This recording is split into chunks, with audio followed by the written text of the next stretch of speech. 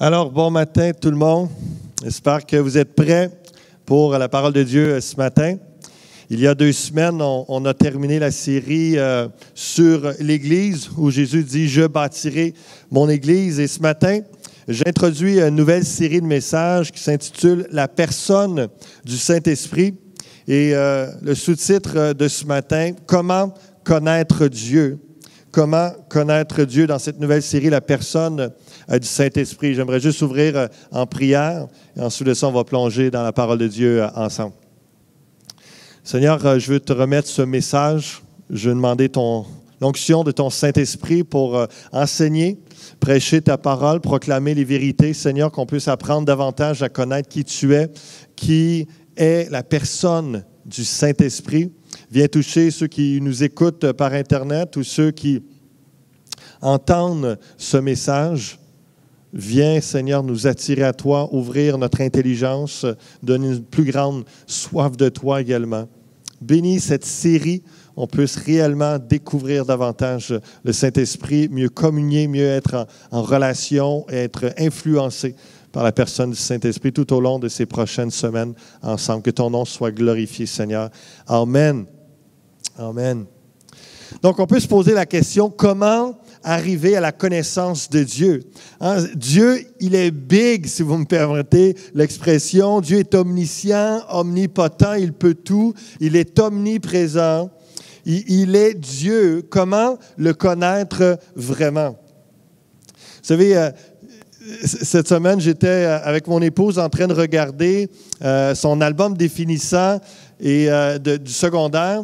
Et mon épouse est une année plus vieille, plus âgée que moi. Puis, donc, on n'était pas de la même année. Mais je regardais, je feuilletais page par page avec elle. Puis on se rappelait les souvenirs du secondaire. Et puis, différentes personnes. Et souvent, à chaque page, il y avait des gens que je disais, « Ah, lui, je le connais. Ah oui, hey, telle personne, je le connais. Ah oui, telle fille, je le connais. » Puis, des fois, « Ah oui, lui, j'ai joué au hockey avec lui. » Puis, un autre, « Oui, j'ai joué au volleyball avec lui. » Puis, je réalisais comment est-ce que je connaissais plusieurs de son année, plusieurs personnes. Puis, on arrive à la fin de l'album où je réalise que je suis dans son album parce que je faisais partie de l'équipe de volleyball juvénile où 4e et 5e secondaire étaient ensemble. Et sans le savoir, on réalisait vraiment que à J.H. Leclerc, ici à Granby, dans ces années-là, 98-99 environ, où est-ce pendant une année environ, on était dans la même école secondaire.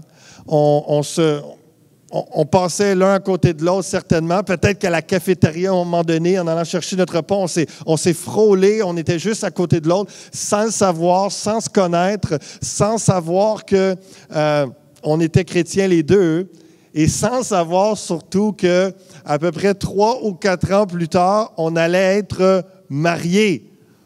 Cette réalité-là, elle était là, elle était à venir, mais on ne la connaissait pas. Et je vous raconte ça parce que vous allez saisir qu'il y a des choses que nous ne connaissons pas de Dieu. Il y a des choses qui vont arriver qu'on ne sait pas. Il y a une réalité qui est en Dieu. Combien de choses vous ne savez pas de Dieu qui sont pourtant là, qui sont pourtant réelles, et c'est simplement par la personne du Saint-Esprit que nous pouvons connaître ces choses, nous pouvons connaître Dieu. Et l'apôtre Paul nous en parle. Vous pouvez tourner avec moi dans 1 Corinthiens chapitre 2, et c'est ce que l'on va voir ensemble ce matin. 1 Corinthiens chapitre 2, pour commencer au verset 1. Il nous dit, « Pour moi, frères, lorsque je suis allé chez vous, ce n'est pas avec une supériorité de langage ou de sagesse que je suis allé vous annoncer le témoignage de Dieu. Car je n'ai pas eu la pensée de savoir parmi vous autre chose que Jésus-Christ et Jésus-Christ crucifié. Moi-même, j'étais auprès de vous dans un état de faiblesse, de crainte et de grand tremblement, et ma parole et ma prédication ne reposaient pas sur les discours persuasifs de la sagesse, mais sur une démonstration d'esprit et de puissance. » Et cette démonstration d'esprit et de puissance, elle était autant lorsque le Saint-Esprit convainquait les cœurs de péché, de justice et de jugement, lorsque le Saint-Esprit transperçait les cœurs avec l'Évangile qui les emmenait à la conversion, que lorsque il y avait guérison, miracles, signes et prodiges qui accompagnaient la prédication de la parole de Dieu. Donc, son discours reposait sur une démonstration d'esprit et de puissance, afin que votre foi soit fondée non sur la sagesse des hommes, mais sur la puissance de Dieu. L'apôtre Paul parle à l'Église de Corinthe, où dans la pensée grecque, les philosophes, les stoïciens et les gens de ce type étaient très rehaussés, très valorisés dans la société. Et les philosophes venaient parler d'une certaine sagesse et ils étaient des espèces de philosophes, de prophètes ambulants qui venaient enseigner leur sagesse à eux, une sagesse humaine, très sophistiquée même. Et les gens les payaient pour ça, ils étaient impressionnés. Et c'était avec de grands discours, de belles paroles profondes, etc., mais avec une limite humaine et vraiment sans cette pensée, cette perspective divine. Et l'apôtre Paul disait, moi je ne suis pas venu vous parler avec des belles paroles philosophiques, mais avec un discours fondé sur la puissance de Dieu. Cependant, c'est une sagesse que nous prêchons, disait Paul, parmi les parfaits, les matures. Sagesse qui n'est pas de ce siècle, ni des chefs de ce siècle qui vont être réduits à l'impuissance. Nous prêchons la sagesse de Dieu mystérieuse et cachée, que Dieu, avant les siècles, avait prédestinée pour notre gloire. Sagesse qu'aucun des chefs de ce siècle n'a connue, car s'il l'avait connue, il n'aurait pas crucifié le Seigneur de gloire.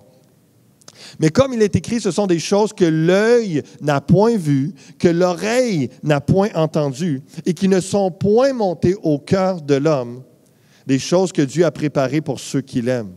Dieu nous les a révélées par l'Esprit, car l'Esprit sonde tout, même les profondeurs de Dieu.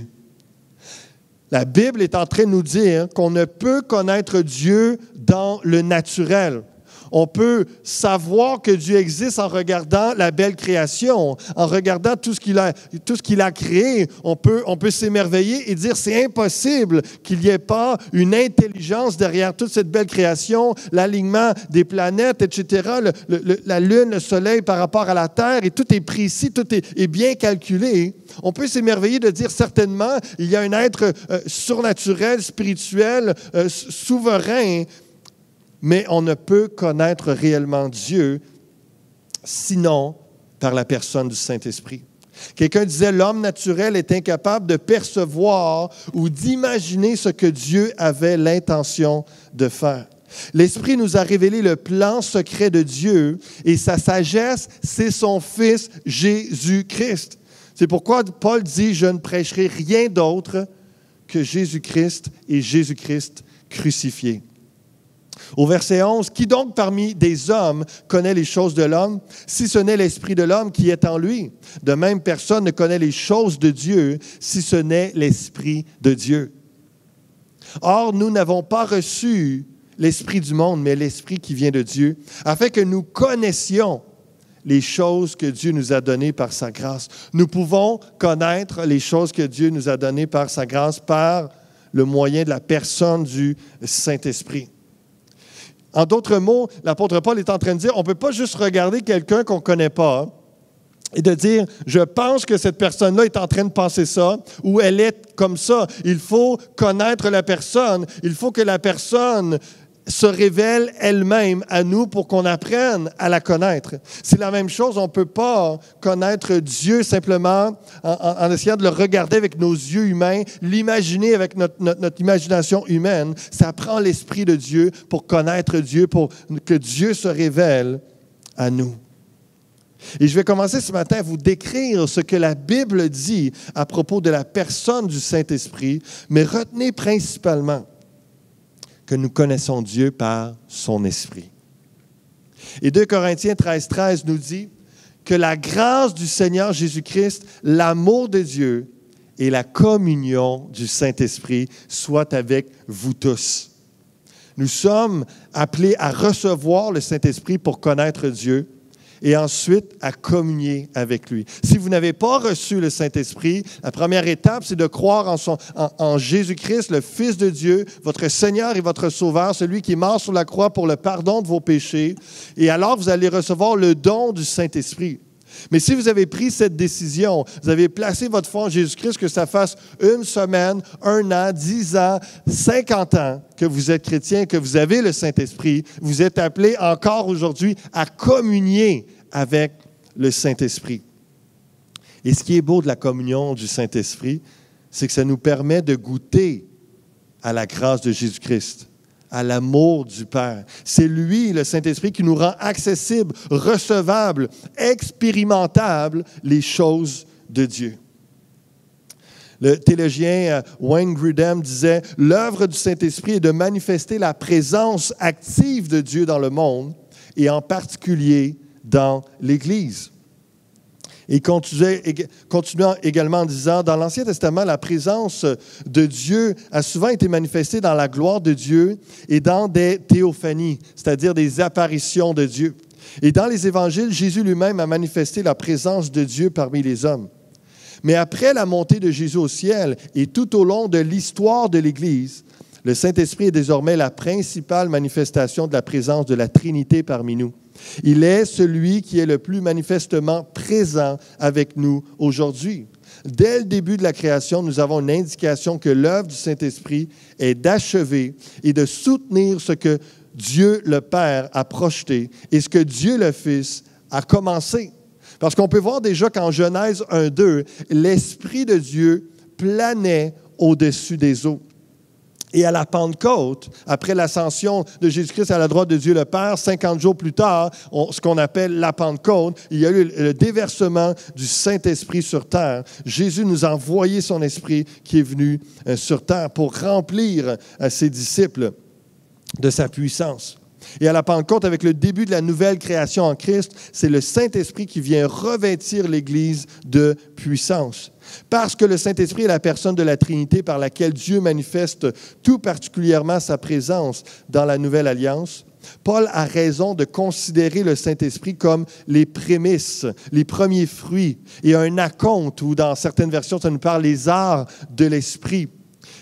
Dieu nous a donné le don de l'Esprit comme un acompte, une portion, un sceau que nous sommes enfants de Dieu et une garantie de la présence éternelle de Dieu, que nous allons être avec Dieu pour l'éternité. C'est le Saint-Esprit qui nous permet de goûter à ça, qui est donc un acompte de la pleine manifestation de la présence de Dieu que nous connaîtrons dans les nouveaux cieux et la nouvelle terre. Il y a... Vous savez, avec toutes les séries de films Star Wars, il y a souvent l'expression que la force soit avec toi. Et toutes les forces obscures, les forces du bien, et être... De ne pas se laisser tenter et séduire et attirer par les forces obscures. Et souvent, dans cette idée de force avec le Saint-Esprit, les gens...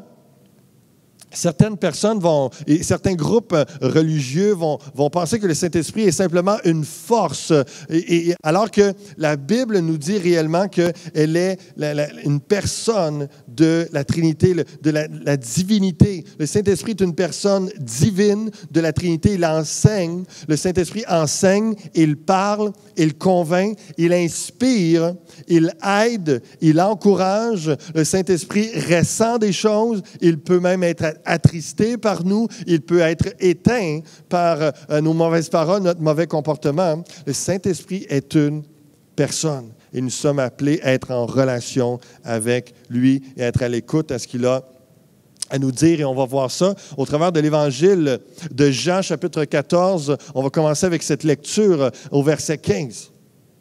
Et on va voir que dans cet enseignement de Jésus-Christ, que l'apôtre Jean nous ramène et nous rappelle, il a mis ça par écrit, les paroles de Jésus nous disent pratiquement les mêmes choses que l'apôtre Paul lui-même dans Corinthiens 2 qu'on a lu récemment. « Si vous m'aimez, gardez mes commandements, nous dit Jésus. Et moi, je prierai le Père, et il vous donnera un autre consolateur afin qu'il demeure éternellement avec vous. » Encore une fois, la pensée de la foi pour le recevoir. Gardez mes commandements. Lorsque la notion de foi, d'obéissance et d'amour, dans l'Évangile de Jean particulièrement, mais dans l'ensemble du Nouveau Testament, c'est interrelié. Si tu aimes Dieu, tu vas croire en lui, tu places ta foi, ta confiance en lui, mais tu vas lui obéir également. Si tu as la foi en Dieu, c'est parce que tu l'aimes et que tu crois en lui et que tu lui obéis. Tout ça est interrelié. Jésus dit, si vous m'aimez, gardez mes commandements. Et tout de suite après, il y a une conjonction qui est là. Et moi, je prierai le Père et il vous donnera un autre consolateur. C'est comme si Jésus dit, votre part, c'est l'amour, la foi, c'est l'obéissance. Et moi, ma part, je vous donnerai le Saint-Esprit. Je vais vous donner le Saint-Esprit, le don du Saint-Esprit pour l'œuvre à laquelle je vous appelle. Galates 3,14 nous dit que nous recevons par la foi l'Esprit qui avait été promis. Et la même pensée qu'on reçoit le Saint-Esprit dans 1 Corinthiens 2,12, comme on a lu tantôt. Et Jésus parle d'un autre consolateur. Parce que Jésus le décrit comme le Saint-Esprit, on va le voir dans quelques instants, et il est une personne comme Jésus en était une. Et un commentaire biblique nous dit que c'est ici la première fois que paraît le terme de paraklétos, donc le paraclet, le consolateur qui nous parle du Saint-Esprit. C'est un terme qui nous parle que c'est le Saint-Esprit. Donc le paraklétos qui ne se trouve que dans les écrits de Jean, et que certains traducteurs français ont rendu par consolateur. Et vous allez voir que ce n'est pas la meilleure traduction parce qu'il y a ce sens-là, mais il y a plus derrière. Et je vous lis ce qui est écrit ici. Ce nom serait très beau et bien en harmonie avec le but de ces discours de Jésus, mais le mot grec n'a pas le sens actif. Il est passif et signifie littéralement « appeler auprès d'eux ».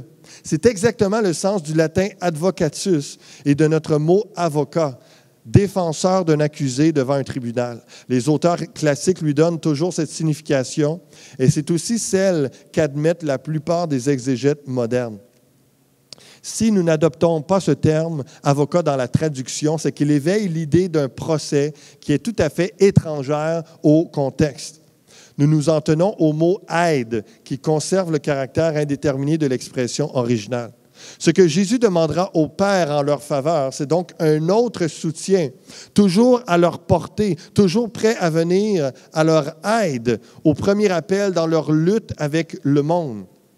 Jésus, après 3 ans et demi environ sur terre, il est monté à la droite de Dieu, mais pour avoir cette présence continuelle avec les disciples, ça prenait le Saint-Esprit et c'est pourquoi il a envoyé son Esprit, un autre consolateur, un aide, un soutien, celui qui va jouer le rôle comme Jésus a fait d'enseigner, d'expliquer, de guider, de rassurer, d'encourager. Un soutien dans les moments. Donc, de cette signification fondamentale découle aisément les applications suivantes: soutien dans les moments de faiblesse, conseiller dans les difficultés de la vie, consolateur dans la souffrance. Par là, il fera pour eux ce qu'avait fait pendant ces dernières années le Maître bien-aimé qui les quittait. En disant un autre, Jésus se donne implicitement lui-même le titre de Paraclet, nous disait Frédéric Godet, le théologien. Cette aide ne sera pas avec les disciples pour un peu de temps seulement, comme l'a été le Sauveur dans sa vie ici-bas. Il sera pour toujours, éternellement avec eux. Ça, c'est une belle promesse qu'on a. Une belle promesse pour chacun d'entre nous que le Saint-Esprit est là éternellement avec nous. Connaissez-vous la personne du Saint-Esprit? Connaissez-vous la personne du Saint-Esprit? Et si oui, si la réponse est oui, est-ce que vous en profitez? Est-ce que vous profitez de l'aide du Saint-Esprit? L'Esprit veut vous révéler Jésus, la sagesse du Père, le plan pour vos vies. Il veut vous aider à avancer dans vos vies, dans le plan de Dieu qui inclut tous les aspects de votre vie à tous les jours. Tout ce qui vous concerne, Dieu a un plan. Vous êtes sa création. Il y a un plan, il y a une destinée pour vous en Jésus-Christ. Et le Saint-Esprit est là pour vous l'enseigner, vous rappeler tout ce que Jésus a accompli pour vous. Ne nous privons pas et ne vous privez pas de l'aide du Saint-Esprit. J'aime bien le texte dans Actes 9, 31, où ce que Luc, en bon historien et théologien, nous dit que l'Église était en paix dans toute la Judée, la Galilée et la Samarie, s'édifiant et marchant dans la crainte du Seigneur, et elle s'accroissait par l'assistance, par le paraclet du Saint-Esprit. par l'aide, le consolateur du Saint-Esprit, l'expression encore en grec parakletos qui est là, l'aide. Et ce verset résume la beauté et la puissance de la vie chrétienne lorsqu'on est assisté, aidé par le Saint-Esprit. L'Église ici, selon ce que Luc nous rappelle et nous rapporte dans Actes 9, 31, elle joue son rôle, elle prend sa part des responsabilités, elle est en train de s'édifier les uns les autres, se bâtir, s'encourager et s'édifier dans la foi. Elle marche dans la crainte de Dieu. Combien ça devrait être notre prière? Seigneur, dispose mon cœur à la crainte de ton nom. Je veux te révérer, je veux t'honorer, je veux craindre ton nom, ta parole, au point de la respecter, au point de la mettre en pratique. Et le Saint-Esprit faisait sa part, jouait son rôle. L'Église s'accroissait par l'assistance du Saint-Esprit. S'il y a croissance dans l'Église numérique comme spirituelle, c'est par l'assistance du Saint-Esprit. On fait ce qu'on a à faire, on prêche sa parole, on prie, on cherche sa face, on sème, on encourage, on aide, on donne, on sert, on fait tout ce qu'on a à faire, on fait notre part. Mais tout est rendu fructueux et à la gloire de Dieu parce qu'il y a assistance du Saint-Esprit. Sans l'œuvre, sans l'action, sans l'assistance du Saint-Esprit, tout ça est vain, tout ça est inutile, tout ça n'aura pas le même impact spirituel et éternel. Quand tu pries avec le Saint-Esprit, c'est tout autre chose. Quand tu témoignes à quelqu'un de ta foi en Jésus avec l'aide de l'Esprit, c'est tout autre chose. Quand tu sers le Seigneur le dimanche ou la semaine par l'assistance du Saint-Esprit, tu le fais avec joie, avec passion, excellence, persévérance. Tu le fais avec fidélité, avec l'espérance d'un fruit, parce que tu es assisté, soutenu, encouragé, aidé, fortifié par le Saint-Esprit. Je pense à différents ministères dans l'Église, le 8 avril dernier, nous avions l'Assemblée générale annuelle et on présentait différents rapports. Il y a certains rapports des ministères de 2017 qu'on n'a pas eu le temps de partager. Et puis, je vais juste vous parler un peu, le ministère Effusion, entre autres, ministère auprès de nos enfants. Des 0 à 12 ans. Et on voit la photo ici du party de la rentrée où près d'une cinquantaine d'enfants étaient là. Et puis, oui, toutes sortes de jeux d'activités, mais l'Évangile, avec des marionnettes, était présenté. Il y avait toutes sortes d'activités, de jeux faits, même à l'extérieur, dans notre stationnement. Il y avait un photo booth qui était là. On voit le repos des bénévoles à la fin du party de la rentrée. Et s'il peut y avoir un fruit et résultat, impact au travers de tout l'effort, l'investissement des bénévoles, c'est par l'assistance du Saint-Esprit. On voit un groupe d'enfants avec différentes monitrices qui sont là, qui ont été récompensés parce qu'ils ont participé dans leur semaine chez eux au programme d'éducation chrétienne. Ils font leur devoir et continuent à progresser dans la foi et puis justement à bien appliquer et s'impliquer dans le programme. Et ceux qui le faisaient à la fin environ 3 mois du programme, dépendant des sessions, avaient une récompense. Et là, ils sont au musée des sciences, ils ont été à IMAX ensuite. Vraiment toute une belle organisation, des belles récompenses pour les enfants qui cheminent dans leur foi. Le fameux Grand Prix Club Awana, combien d'enfants participent, tripent avec leurs parents de monter cette voiture et puis de participer à la course. On voit nos moniteurs zélés qui sont là et combien les enfants sont motivés aussi de gagner la course. Très belle organisation. Encore une fois, les parents, les bénévoles sont impliqués, les monitrices, il y a une prédication qui est emmenée aux enfants, les encourager dans leur foi, présentant l'Évangile, tout ça. Et s'il y a quelconque fruit, c'est par l'assistance du Saint-Esprit. Le rapport Effusion nous disait plus de 50 bénévoles de 10 à 79 ans ont servi les enfants au sein du ministère Effusion en 2017. Nous avons accueilli et enseigné en moyenne 55 enfants de 0 à 12 ans chaque dimanche. La vision et la prière pour cette année 2018, c'est qu'en 2018, nous voulons voir de plus d'enfants venir à la foi en Jésus-Christ et entrer dans la louange avec un cœur libre et reconnaissant. Notre prière est que tous, enfants, parents et bénévoles, vivent une expérience enrichissante chaque dimanche pour l'avancement du royaume de Dieu et un rayonnement dans la ville de Granby. C'est ce que nous disait la responsable, Mme Danielle, pour le ministère Effusion. Mais avec toute son équipe, tous les efforts qu'ils vont faire, toutes les prières qu'ils vont élever, tout ça va être accompli, va être une réussite et glorieux à la gloire de Dieu par l'aide du Paraclet, le Saint-Esprit. Pasteur Raymond donnait le rapport de l'accueil, comprenant l'équipe au stationnement, à l'entrée pour le feuillet, les placeurs, les offrandes, les préposés au café, à l'espace bienvenue, l'équipe de prière, quelques nouveaux venus dans le ministère, le nombre de bénévoles impliqués à l'accueil, plus de 35 personnes. Le nombre de visiteurs croyants et non-croyants inscrits en 2017, 180 personnes. Le nombre de visites, plus de 60 visites effectuées dans ces nouvelles personnes qui veulent des visites et qui ont été visitées. Bientôt, nous travaillerons à augmenter la sécurité dans les lieux de culte, d'activités avec des secouristes formés ainsi que des agents de sécurité.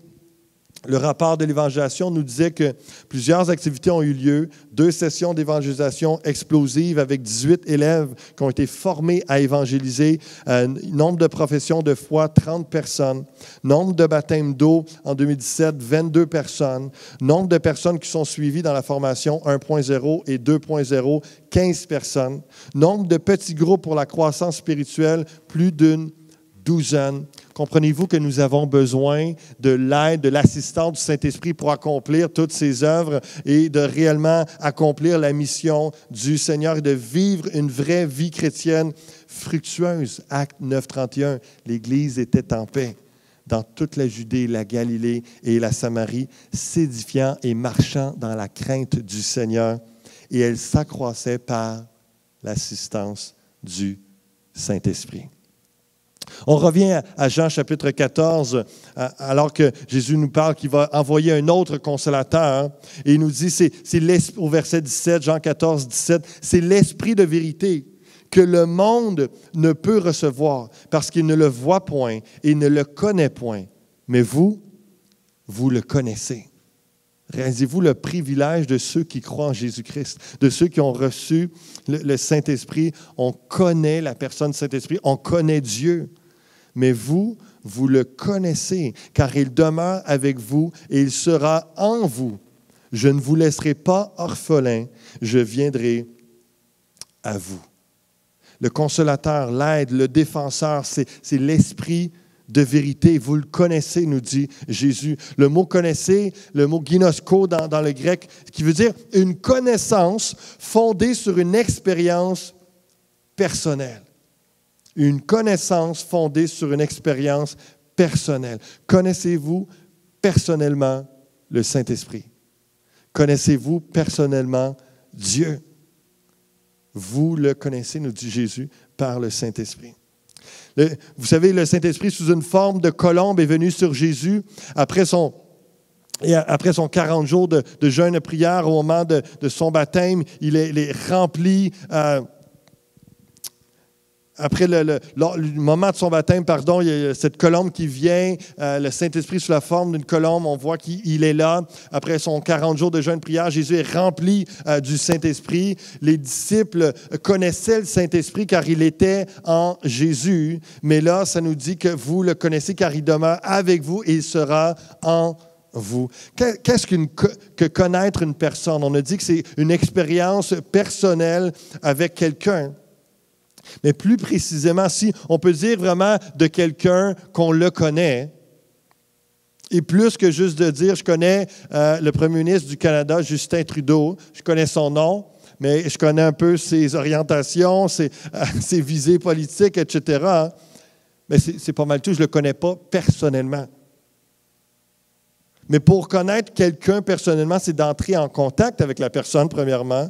C'est de l'écouter, c'est d'apprendre sur elle, c'est de passer du temps de qualité avec elle et des moments avec cette personne-là en toute situation, que ce soit des moments de joie, des moments dans le succès, des moments de peine aussi dans l'épreuve, des moments dans le service, le témoignage, en plus les deux mains impliquées dans une œuvre, dans un projet avec d'autres personnes. On apprend à travailler ensemble, on apprend à se côtoyer, on se découvre. Et c'est la même chose avec le Saint-Esprit. Chaque jour, en lisant la parole de Dieu, la Bible, on apprend à connaître Dieu par son Esprit. On doit se présenter devant le Seigneur et demander, alors que je vais lire ta parole, que ta parole, elle se révèle, que le Saint-Esprit m'enseigne. La Bible est le livre qui révèle, qui fait connaître Dieu. Mais si le Saint-Esprit ne nous parle pas, s'il ne renouvelle pas notre intelligence, n'ouvre pas notre intelligence pour comprendre et pour connaître Dieu, ça va rester stérile, simplement connaissance théorique et intellectuelle. Mais le Saint-Esprit nous permet de connaître Dieu. Et autant, j'aimerais juste faire une petite parenthèse, un certain avertissement du fait qu'aujourd'hui, par exemple, on peut voir que rapidement, deux personnes humaines qui se rencontrent du sexe opposé peuvent tomber en amour facilement, un coup de foudre, et ils vont à peine se connaître et rapidement, pour certaines personnes, entrer dans une intimité physique, connaître la sexualité ensemble, vite. Et alors que... Et lorsque le gars, si on est honnête, a cette sexualité-là rapidement, ne va pas être porté vraiment à développer la relation pour apprendre à connaître réellement, profondément, personnellement la personne. Et ça reste un stade superficiel et rapidement viennent des déceptions, rapidement viennent de la confusion, de la frustration, des blessures, etc. Et comment est-ce que ça l'amène justement tous ces désagréments? Mais c'est drôle, vous allez dire peut-être, mais il y a ce parallèle que je vois chez certaines personnes qui ont des expériences très intimes avec Dieu rapidement, par exemple dans la louange, dans la prière ou même dans la manifestation des dons spirituels, parce que tout est par la grâce de Dieu et qu'un jeune chrétien peut déjà vivre de belles expériences très intimes. Mais ils ne connaissent pas Dieu parce qu'ils ne connaissent pas, ils ne lisent et trop peu la parole de Dieu. Ce qui fait en sorte qu'ils vont vivre à leur tour également des déceptions, des frustrations, des incompréhensions, même la confusion. Certains vont penser que... Vont dire, oh non, mais Dieu me comprend, Dieu va me laisser agir comme je pense parce que Dieu m'aime, etc. Ils vont avoir vraiment un raisonnement tout à fait humain ou être surpris lorsque Dieu se révèle dans la parole, puis... les contraint à arrêter tel comportement qui déplaît à Dieu ou qui les enseigne la sainteté, puis ils vont être surpris ou ce que Dieu les corrige. Ils disent, je ne pensais pas que Dieu était comme ça. Et ils vont s'éloigner, ils vont penser que Dieu est fâché, que Dieu, c'est lui qui s'est éloigné d'eux, que Dieu veut juste, même leur mal, etc., ne comprendront pas comment Dieu veut enseigner par une épreuve, par une correction, parce que justement, Dieu, en tant que Père, nous aime et veut nous enseigner, nous instruire à être ses enfants, à marcher dans la sainteté, dans la justice. Et tout ce que j'essaie de vous dire simplement, c'est que c'est pas parce qu'on a simplement vécu toutes sortes d'expériences émotionnelles rapidement que forcément on connaît bien Dieu et qu'on n'a pas besoin de plonger nos regards dans la parole de Dieu. C'est important de demander au Saint-Esprit qui se révèle à nous par sa parole et de prendre du temps avec Dieu, de prendre du temps avec Dieu. Oui, dans la louange, oui, dans la prière, mais également dans sa parole, ce que Dieu nous parle. Apprenons à connaître Dieu dans sa parole révélée par le Saint-Esprit. Vivons une expérience personnelle avec Dieu. Dans Jean chapitre 14, au verset 19, ça continue. Jésus dit, « Encore un peu de temps et le monde ne me verra plus, mais vous me verrez.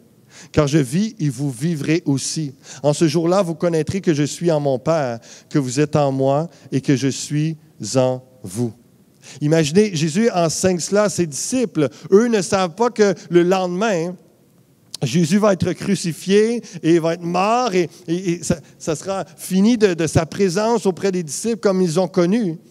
Mais déjà, il les encourage, il les prépare avec l'idée que le Saint-Esprit va venir, l'autre consolateur. Et vous allez vivre aussi par lui, vous connaîtrez que je suis en mon Père, que vous êtes en moi, que je suis en vous, parce que Dieu habite en nous par le Saint-Esprit, comme les disciples l'ont vécu à la Pentecôte.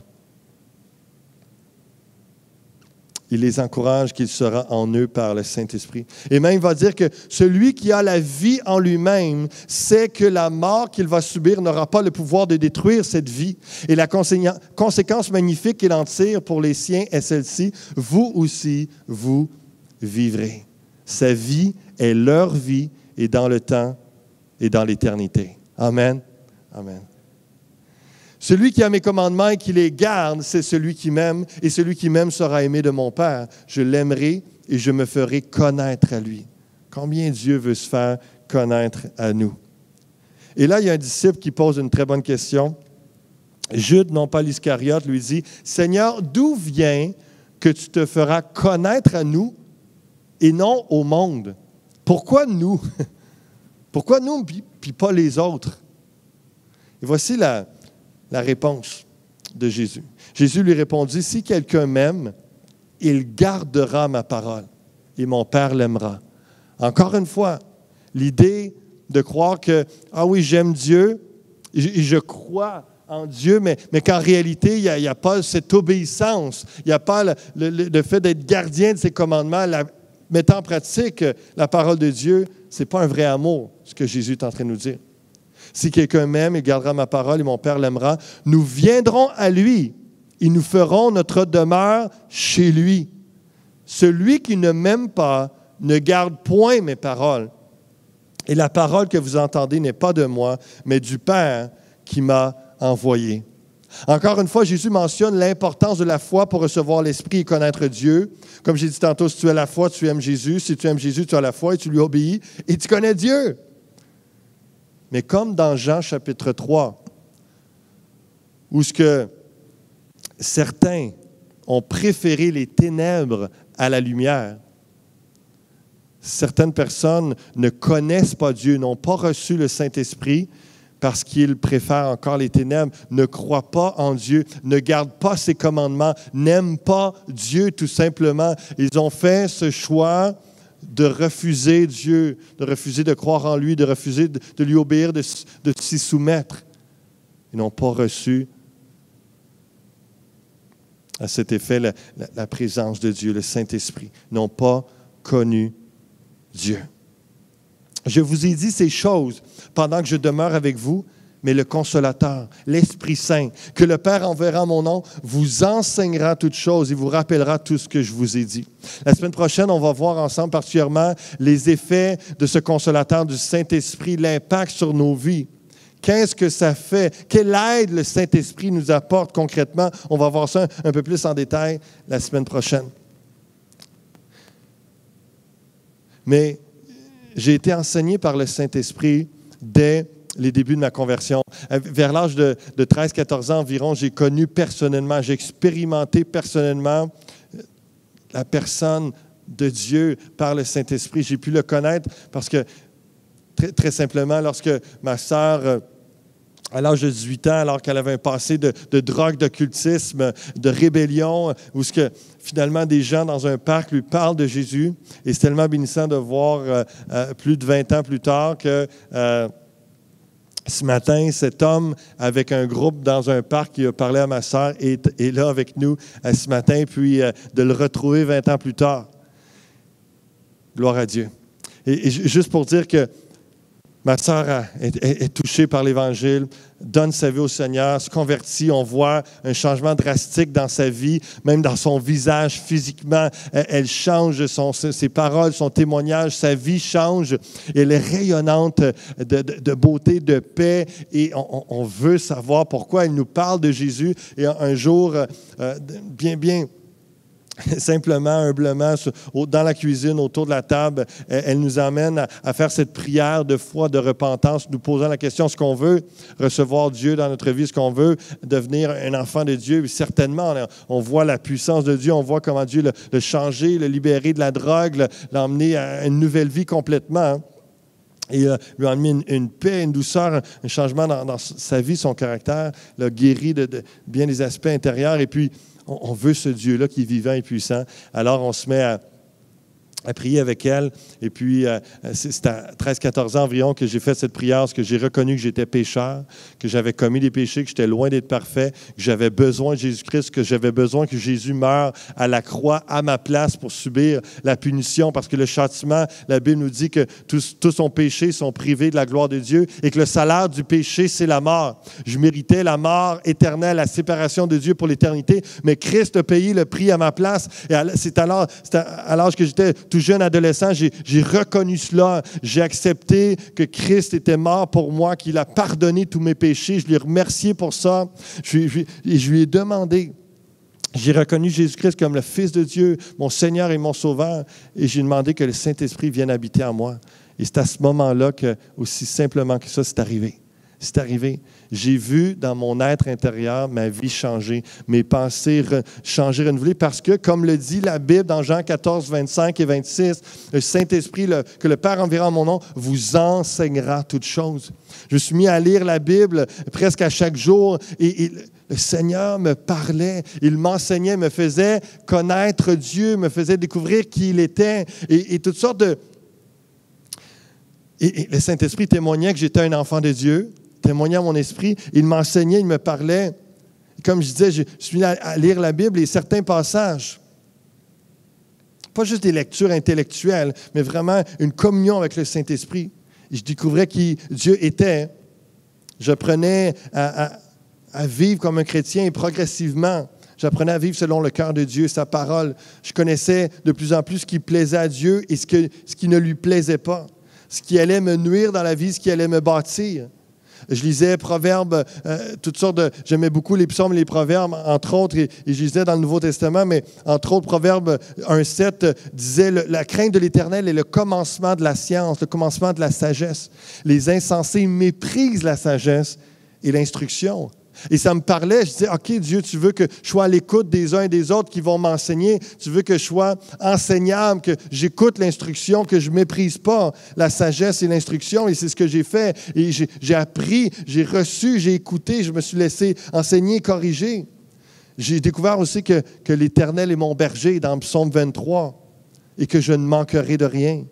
Qu'il me fait reposer dans de verts pâturages, il me dirige près des eaux paisibles. Comment Dieu voulait la paix dans mon âme, dans ma vie, qu'il voulait l'abondance à tous les niveaux. Il me dirige dans des verts pâturages. Il restaure mon âme. Il me donne des forces neuves. Il me donne la force d'avancer, de marcher dans ses traces. Il me conduit dans les sentiers de la justice à cause de son nom. Je voyais que Dieu est un Dieu de justice, un Dieu de sainteté, qui désire qu'on marche sur ses traces et qu'on lui ressemble et combien il nous aime, il prend soin de nous. Je découvrais qui était Dieu et j'étais attiré de plus en plus par ce Dieu-là.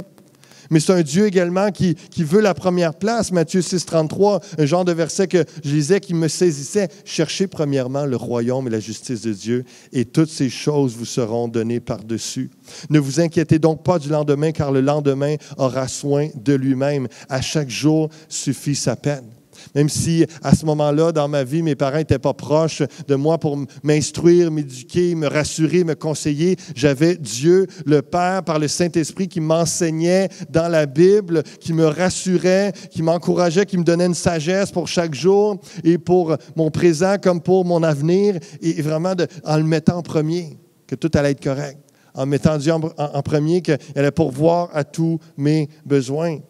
Plus de 20 ans plus tard, je peux vous témoigner que c'est vrai, parce que je connais Dieu et j'apprends encore à le connaître. Il s'est révélé à moi et j'ai cru ses paroles. J'ai cru 2 Timothée 2,22 qui disait « Fuis les passions de la jeunesse, recherche la justice, la foi, l'amour, la paix avec ceux qui invoquent le Seigneur d'un cœur pur. » J'y croyais à sa parole, je la vivais et je commençais à connaître Dieu de plus en plus. Le texte que je viens de dire nous dit de chercher Dieu d'un cœur pur et vraiment avec ceux qui croient en Dieu comme nous, etc. Je me rappelle, on était adolescents, moi et mon frère. On allait à l'église un mercredi soir à la prière. On était les seuls adolescents avec une gang d'adultes de différents âges, mais on allait prier avec eux, on allait chercher Dieu. On était bénis, on était encouragés. On pouvait encourager même d'autres, on pouvait soutenir d'autres dans la prière. Et puis on réalisait, wow, même déjà jeune comme ça, je peux avoir un impact et je peux avoir une contribution à l'œuvre de Dieu dans l'église par la prière, entre autres, par des paroles d'encouragement. Et tout ça, c'est ce que Dieu m'enseignait. Et je découvrais sa sagesse, sa fidélité, son amour, sa patience, sa grâce, sa puissance, son plan. Je peux dire bien humblement, par sa grâce, je connais Dieu et c'est l'Esprit à chaque fois qui m'enseigne qui est Dieu. Ce n'est pas juste par moi-même et c'est la même chose pour vous. Dans la communion avec le Saint-Esprit, on apprend à connaître Dieu. Je termine en disant dans Jean 15, au verset 15, Jésus qui nous encourage et qui nous dit, « Je ne vous appelle plus serviteur, parce que le serviteur ne sait pas ce que fait son maître. Mais je vous ai appelé ami, parce que je vous ai fait connaître tout ce que j'ai appris de mon Père. » Tellement beau. Je vous ai appelé ami parce que je vous ai fait connaître tout ce que j'ai appris de mon Père. Ce n'est pas tout le monde qui connaît Dieu. Ce n'est pas tout le monde qui reçoit par le Saint-Esprit, par les Écritures, les choses de Dieu. Tout ce qui nous est donné par Jésus-Christ. Ce n'est pas tout le monde qui a ce privilège-là. Seulement ceux qui ont placé leur foi en Jésus-Christ, qui ont reçu le don du Saint-Esprit, qui sont appelés amis de Dieu. Pierre, Jean, Jacques, Matthieu, Marc, Luc, l'autre Jean, Paul, nous ont transmis les enseignements de Jésus et nous connaissons ce que Jésus a appris de son Père. On peut connaître les secrets de Dieu par le Saint-Esprit parce que nous sommes ses amis, comme Jésus nous dit. Souvenez-vous de la parole que je vous ai dite, le serviteur n'est pas plus grand que son maître et s'ils m'ont persécuté, ils vous persécuteront aussi. Il nous avertit, il est vrai, s'ils ont gardé ma parole, ils garderont aussi la vôtre. Mais ils vous feront toutes ces choses à cause de mon nom parce qu'ils ne connaissent pas celui qui m'a envoyé. Encore une fois, Jésus explique que ce n'est pas tout le monde qui connaît Dieu. Et il rappelle que ce n'est pas toujours facile d'être chrétien parce que peu connaissent Dieu. Ils n'ont pas reçu et ils n'ont pas connu la personne du Saint-Esprit. Juste avant de prier avec vous, je vous rappelle 2 Corinthiens 13, 13, que la grâce du Seigneur Jésus-Christ, l'amour de Dieu et la communion du Saint-Esprit soient avec vous tous. Alors que je vais prier, je vous invite à, si vous ne l'avez pas encore fait, à placer votre foi en Jésus-Christ, à reconnaître Jésus comme votre Seigneur et Sauveur, le chemin, la vérité et la vie, comme celui qui a payé à la croix à votre place pour le pardon de tous vos péchés. Reconnaissez-vous comme pécheur, reconnaissez-vous comme quelqu'un qui a besoin de Dieu, qui a besoin de Jésus-Christ. Demandez-lui pardon pour tous vos péchés et recevez en ce moment même, alors que vous le confessez et que vous demandez le pardon à Dieu, recevez le pardon. Recevez la grâce de Dieu, recevez le cadeau de la vie éternelle et demandez-lui que le Saint-Esprit vienne habiter en vous. C'est la première étape pour connaître Dieu, c'est de recevoir le don du Saint-Esprit. Demandez-lui de recevoir ce Saint-Esprit. Et si ceux qui m'écoutent en ce moment, vous avez déjà reçu le Saint-Esprit, que ça fasse peu de temps ou très longtemps, demandez à être rempli du Saint-Esprit.